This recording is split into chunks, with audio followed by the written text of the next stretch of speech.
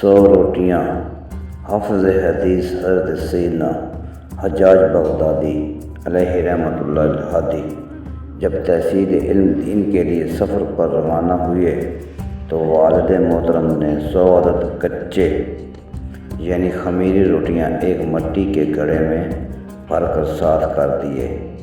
آپ عظیم محدث حضرت سیدنا شبابہ رحمۃ اللہ علیہ کی خدمت بابرکت میں حاضر ہو کر علم حدیث پڑھنے میں مشغول ہوئے۔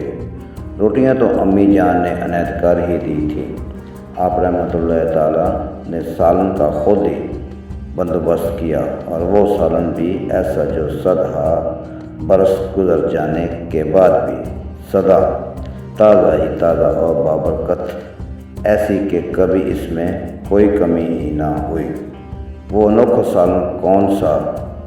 دریا دجلہ کا پانی روزانہ ایک کچے دریا دجلہ کے پانی میں بھگو کر تناول فرما لیتے اور دن رات خوب جاں فسانی کے ساتھ سبق پڑھتے رہتے۔ جب وہ 100 کچے ختم ہو گئے تو مجبوراً استاد محترم سے رخصت لینی پڑی۔ اللہ عز و جل کی ان پر رحمت ہو، ان کے صدقے ہماری مغفرت ہو، آمین بجاہ النبی الامین صلی اللہ تعالیٰ علیہ